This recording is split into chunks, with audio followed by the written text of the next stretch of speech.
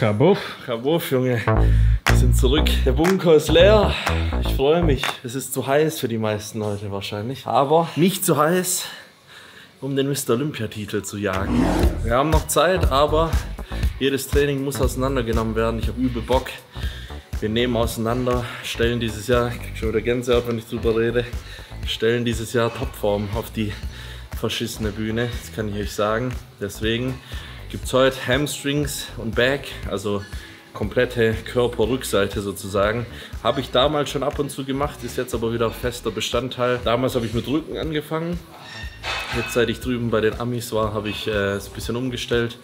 Fange jetzt mit Beuger an und Adduktoren auch noch, also 2 Übungen und dann gestrecktes Kreuzheben. Also heute wird schwer gehoben, bis der Arzt kommt. Dementsprechend habe ich gerade schon ein bisschen die Zwannis zusammengepfercht hier. Aber jetzt machen wir liegend Beinbeuger und heute heißt es wieder schwer und falsch. Leon hat dich also negativ beeinflusst. Das ist so dein Ding jetzt, ja? Ja. Das was reißt, oder? Also der Beinbeuger, den macht Alicia auch mit Full Stack. Und das ist halt wirklich nicht allzu schwer. Das wärmen wir auch wieder. Volumen ist immer noch relativ gering. Wir machen heute 5 Sätze für den Beuger. Ich glaube 7 oder 8, keine Ahnung, für den Back. Muss ich mal schauen. Das habe ich wieder zurückgeholt. Also arbeite ich da wieder akribisch mit dem Büchchen zusammen. Gestern hat es angefangen mit dem ersten Training. Day 1 Olympia Prep. Ist einfach cool. Ihr wisst, ich mache es auch aus dem Gedanke, einfach in 20 Jahren das Buch aus dem Schrank zu holen und zu sehen. Am 12.07. habe ich voll reingeschissen im Training. Nee. Ja, nee, aber das ist so der Gedanke dahinter. Wenn es mir ganz ehrlich irgendwann in der Vorbereitung wieder auf den Sack geht, dann schmeiße ich das Ding gegen die Wand, aber das ist nicht der Fall und es ist auch gut, einfach als Muskelschutz die Kraft oben zu halten. Das könnt ihr euch merken, wenn ihr stark seid, die ganze Diät durch, die Kraft halten könnt, dann bleibt auch der Muskel da, weil warum soll ein Muskel dick sein, wenn er nicht mehr dementsprechend mit Gewichten beladen wird. Und ja, deswegen ist ganz gute Sache.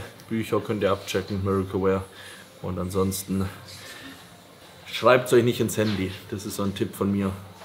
Beim Handy ist immer so viel Bling Bling und WhatsApp hier und Insta poppt auch da. Deswegen legt das Ding in den Spind und holt es nach dem Training wieder raus. Oder je nachdem, wie ich es Markus immer gebe, der filmt dann die Stories und gibt es mir nach dem Training wieder.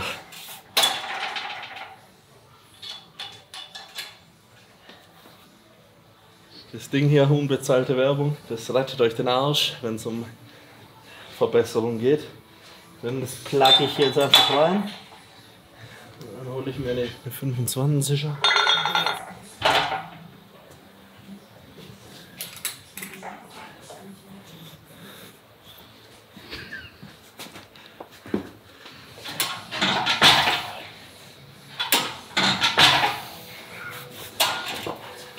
Zu leicht? Wo geht das hin, Alter? Stack plus 35 Abfahrt.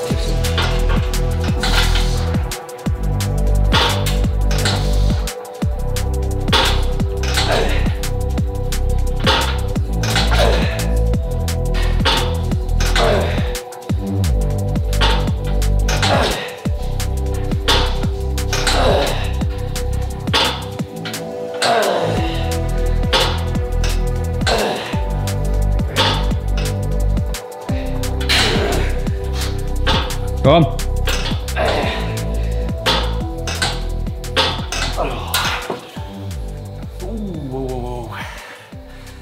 Junge. Herrlich. Noch eine Zähne? Eigentlich schon, ja. Ist äußerst stabil. Ah, da wird auch noch einer raufpassen. Ja, eben. Normal, habe ich ja schon ein paar Mal erzählt, mache ich meine Aufwärmsätze, mache dann den schwersten Satz und gehe dann runter. Aber da ich jetzt hier nicht das Gewicht einschätzen konnte, weil es sozusagen das zweite Training wieder mit Buch ist, scheppere ich einfach noch einen schwereren hinterher. Was ich schon tatsächlich mag, wenn es so leer ist. Ich glaube, wenn ich mal ein Studio habe für mich selber zum Trainieren, mache ich das wie Dorian Yates früher, was er gemacht hat. Der hat immer so schon sein ganzes Training aufgebaut. Einfach alles schon ready gemacht. Jeder kennt es, diese Geficke danach immer, die Platten hin und da und da. Klar. Er hat schon so alles prepared. Das mache ich immer ganz gern, weil in der Satzpause dumm rumstehen. Wäre das nicht auch was Alicia machen könnte? Ich hab's nicht gesagt, geht alles an Markus. Ich traue es mich auch nur zu sagen, weil sie nicht da ist. Ja, ich wollte gerade sagen, jetzt. Prost, du musst rüber. Ich weiß nicht, was du hier suchst. Ich weiß, ich mach den Dorian Yates, lass mich in Ruhe. Da gibt es eine coole Stange, die hat so Kleber drauf. Die benutze ich immer. Aber ich finde die nicht. Eine Stange mit Kleber drauf. Ja, da ist hier irgendwo so ein Kleber auf der Höhe. Aber komm, scheiß drauf. Also wäre Alicia da, könnte sie jetzt suchen. Alter, hättest du da damit befreundet, dann hättest du dir auch schon eine gefangen. Aha! Niemals! Schau, der Kommissar geht um. Oh, oh. Markus, das sieht so gut aus. Vielen Dank. Siehst du? Kommen sehr gut mit ihr zurecht. Ja, sie gibt dir doch Props und du, wie gesagt, redest schlecht. Nein. 10 Stück muss ich machen, Junge. Was ist das sozial?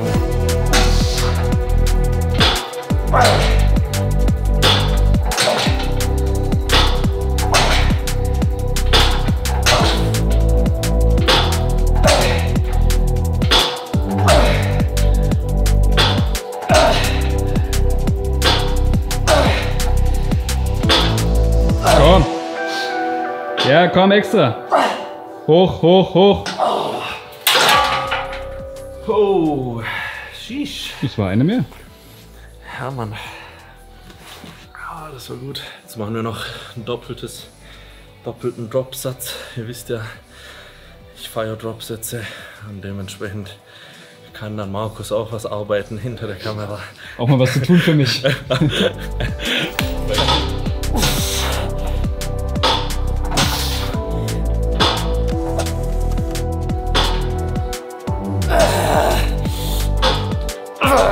Komm.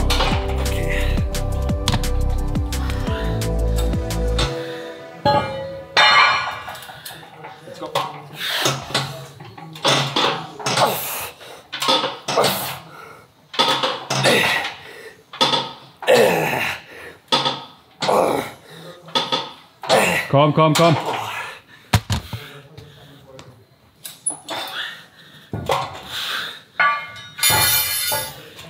Und weiter.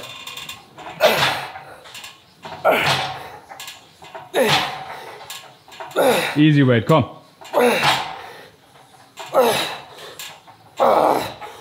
Weiter.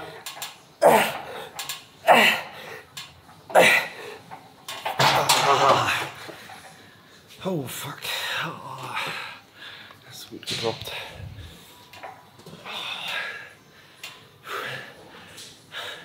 Ein gutes Zeichen dafür ist, dass man sich gut weggescheppert hat. Wenn man im zweiten zum Beispiel 11 gemacht hat und im dritten dann nur noch 6. Das ist dann immer, wer so 3 mal 12 macht, der ist einfach ein Larry. Das ist, ja, oder halt. So, ist das jetzt das gegen Larry Wheels oder? Ja. Leon und ich haben jetzt Offensive aufgemacht. Einschüchterungstaktik. Bis zum ESND. Ich hoffe, ihr seid am Start. Werde ich 4 Weeks out sein. Die Übung haben wir durch. Jetzt machen wir gestrecktes Kreuzheben. So, jetzt war's das aber auch hier mit ins Heftchen rein. Das heißt, machst du immer, ja, hast du es auch früher in der Schule immer so extra den Arm so hin und dann so reingelehnt. Stimmt, war Alicia auch so eine, müssen wir mal fragen. Was die Frage ist ja, warst du jemand, der gespickt hat? Junge, jedes Mal. Also wenn das, Digga, wenn das jetzt ein Lehrer sieht, dann muss mein Abschluss nachträglich wieder aberkannt werden. Ich habe sogar in der Prüfung gespickt. Ich weiß jetzt nicht, ob das verjährt ist oder ob das ein offenes Geständnis ist, aber ich sag's euch, wie es ist. Und der beste Trick ist der, verrate ich euch. Ich war den ganzen Tag nämlich nur im Gym und habe auf Lernen eher weniger Fokus gesetzt. Du schreibst auf ein kleines Karteikärtchen alles drauf, was du wissen musst, richtig klein. Da habe ich mir echt Mühe gegeben, das perfekt zu machen. Und dann schiebst du die hier so drunter. Und wenn du gut, deswegen habe ich auch mal viel Beine trainiert, Adduktoren gemacht. Und dann sitzt du in der Prüfung, schiebst es am Anfang runter und dann machst du immer so, guckst du so und dann kannst du übel gut runterschauen. Und wenn jemand Lehrer oder so vorbeikommt, machst du einfach den hier und dann passt die Sache. Vielleicht ist der meinen oder anderen aufgefallen, seit geraumer Zeit trainiere ich nicht mehr mit Gürtel. Ich hatte immer das Gefühl, oft behindert mich der Gürtel. Der macht euch vielleicht ein bisschen stärker, aber gleichzeitig euren Rumpf einfach viel instabiler. Und die meisten verletzen sich irgendwie, wenn die einen Gürtel anhaben oder so. Ich für meinen Teil finde eher, wenn du diese transversale Bauchmuskulatur trainierst und gleichzeitig auch den Rückenstrecker, dass dein Rumpf einfach bombenfest ist. Und ja, ich probiere es gerade aus. Kann sein, in 2 Wochen im Video sage ich, Jungs, auf Krücken, Lendenwirbelsäule ist gefickt. Bitte benutzt einen Gürtel. Trag Gürtel. Aber ich für meinen Teil benutze es gerade oder mache es gerade so. Ich meine, ich gehe auch nicht auf One Rep Max wie jetzt Powerlifter. Vielleicht da ist es dann schon was anderes. Aber einfach dieser Moment, wenn es endlich soweit ist und ich heute Morgen schon auf dem Klo an diese Übung gedacht habe. Ich weiß nicht, ob es bei euch auch so ist, aber ich kriege da manchmal richtig Angst und Panik, wenn ich schon an das Training denken muss, was ich heute vor mir habe. So gewisse Übungen, gewissen Druck, wo man abliefern will und muss, sich selbst gegenüber. Das ist aber auch was Geiles. Das macht den Sport, glaube ich, auch ziemlich geil. Und weiß nicht, das Gefühl nach dem Training, vor allem wenn es ein gutes Training dann war, aber auch generell nach dem Training, das Gefühl ist einfach Weltklasse, wenn man sich gesteigert hat, wenn man einfach gearbeitet hat. Wie gehst du damit um, wenn du so Angstschübe hast vor einer gewissen Übung, dich trotzdem dazu motivieren, nicht dann abzusagen oder nicht hinzugehen? Das ist schwierig, weil der Druck ist gut, das ist was Geiles, aber wenn der übertrieben krass ist, dann verkackt man oft. Und deswegen muss man einfach so auch mit einer gewissen Leichtigkeit da durchgehen, aber das kennt ihr ja eigentlich von mir. Das ist bei mir generell so. Und ich weiß nicht, der Druck im Training ist halt schon ein anderer so. Ich finde, der bringt eigentlich einen immer voran. Deswegen auch dieses schwere Training ist so, ist was Persönliches, weißt du. Ich meine, ich habe jetzt zum Beispiel mit Leon trainiert und manche Sachen denke ich immer so, boah, würde ich jetzt nicht machen, weißt du, einfach aus Verletzungsrisiko, aber man kann verstehen, warum man sowas irgendwie machen will. Und da ich selber ein Fan von schwerem Training bin, ist es bei mir nichts anderes. Und wenn ich jetzt auf dem Plan hätte, 30 Sätze Rücken, 4-mal Lat ziehen, so, das ist nicht so wie so voll reinklatschen. Dementsprechend ist es auch nicht für jeden was. Ich meine, manche feiern das mehr einfach so zu pumpen und viele Sätze zu machen. Aber ich habe halt immer schon gerne schwer trainiert, nicht dumm trainiert, wichtig zu sagen. Schwer ist gleich nicht irgendwas rupfen. Ich meine, ihr habt es gesehen, gerade beim Beuger, es war immer noch sehr kontrolliert und sehr zielmuskelorientiert.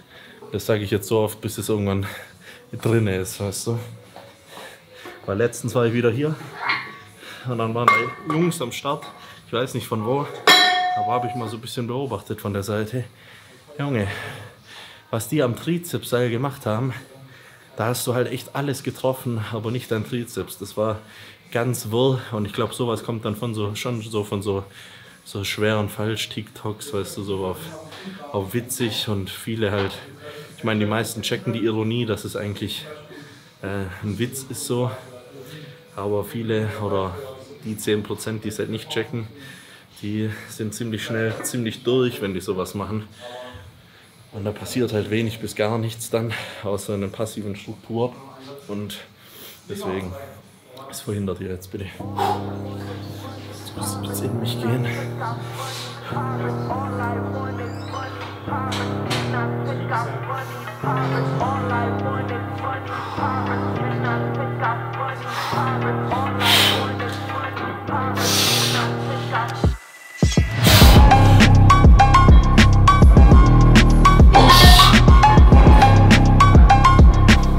Zwei. 3. 4. 5. 6. 7. 8.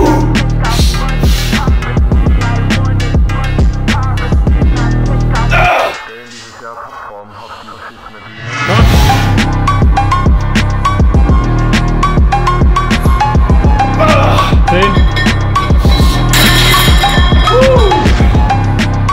Fuck.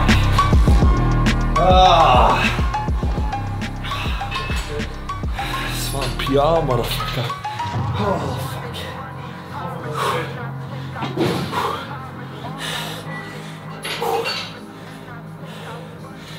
Dieses Jahr gehört uns. So sieht's aus.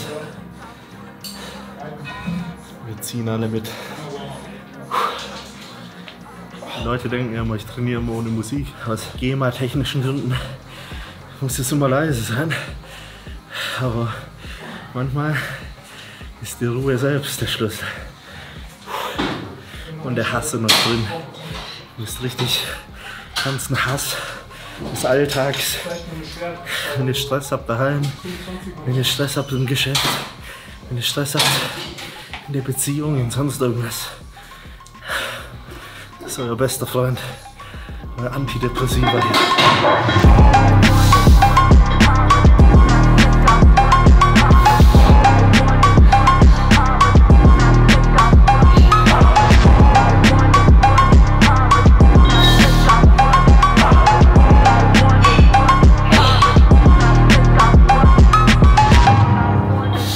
Fünf.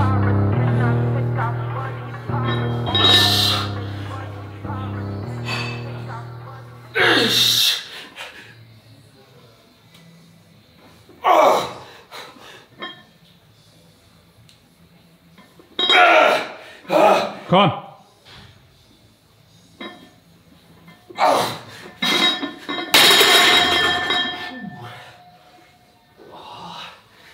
Junge.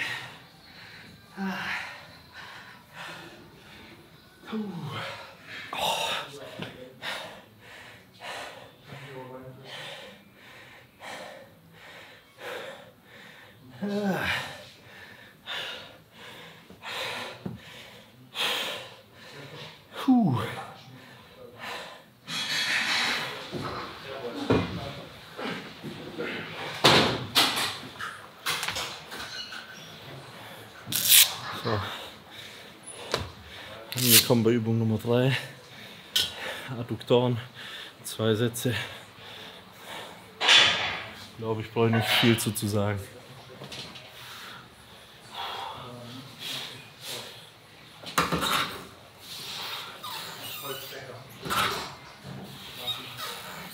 Hol mal den Plug.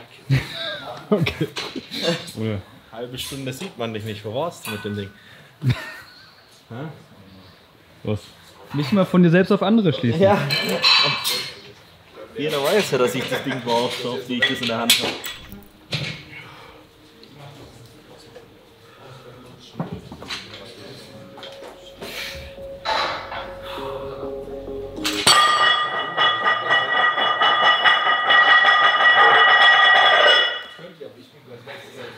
Kannst du mal hinten gucken.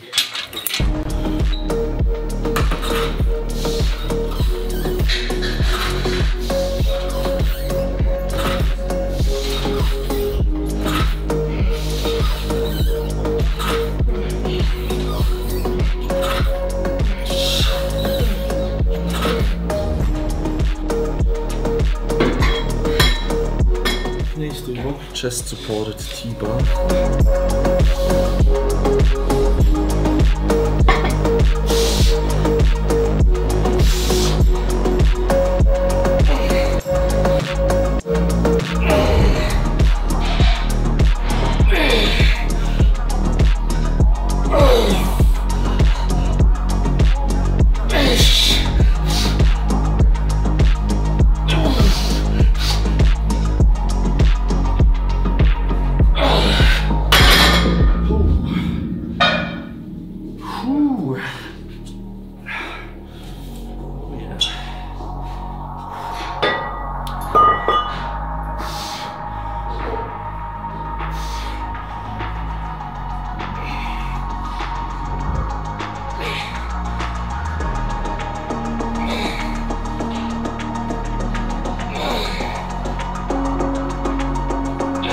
Komm, beißen.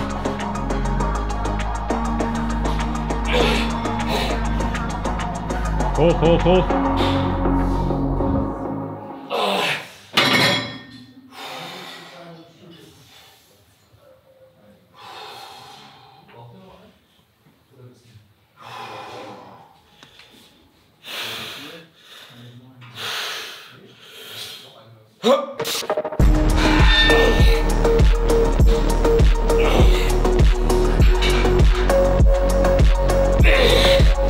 Komm.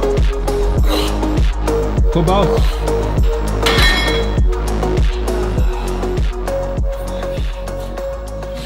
Jetzt machen wir die Dorian Yates Raw Maschine im Unterricht.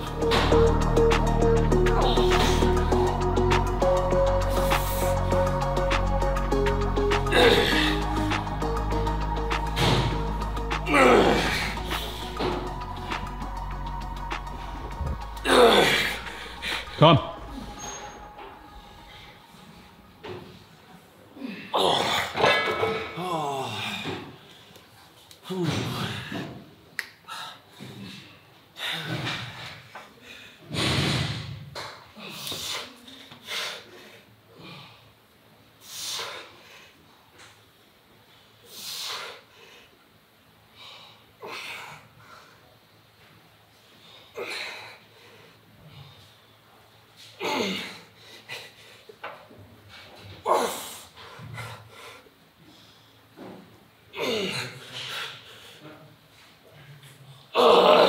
Komm, beißen.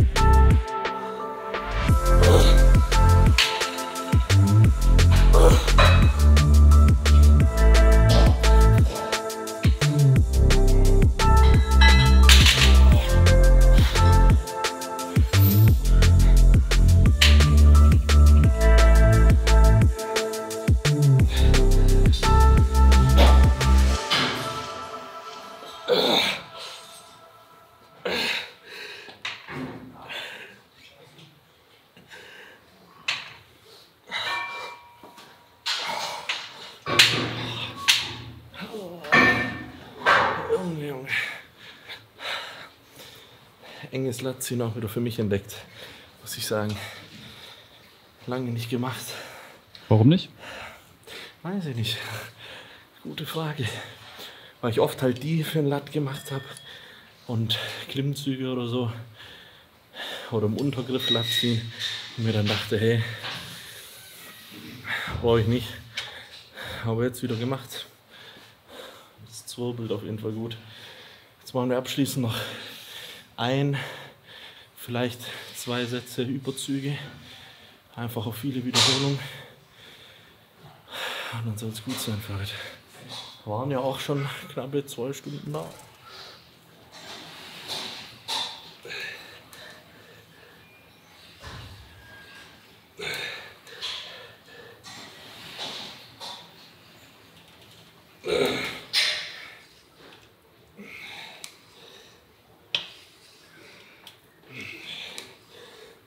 Aktuell nach dem Training 50 Gramm Isolat bei mir auf dem Plan. Nicht 50, nicht 47, nicht 48, nicht 49, sondern genau 50 Gramm Isoclear in den Schädel, Junge. Wer das Ganze auch abchecken will, wie immer, beste Rabatte mit Code Polacco bei ESN. Aktuell haben wir den Launch vom Zimt und Zucker Designer Way. Das habe ich heute Morgen probiert. Ich muss sagen, der Zimtteppich wird jetzt morgens im Hause Kalitschinski doppelt ausgerollt. Also das mega geil. Und auch für die Essentials, Omega, D3, K2 und Magnesium haben wir, ich glaube die Woche, wenn das Video rauskommt auch noch, wenige Tage, wenn das Video kommt, haben wir da auch noch 30% Rabatt drauf und einen dicken Restock. Also deckt euch ein und ich genieße den Shake und wir sehen uns nächstes Mal aus dem Bunker. Mit der Schublade hier los. Hat sich selbstständig gemacht.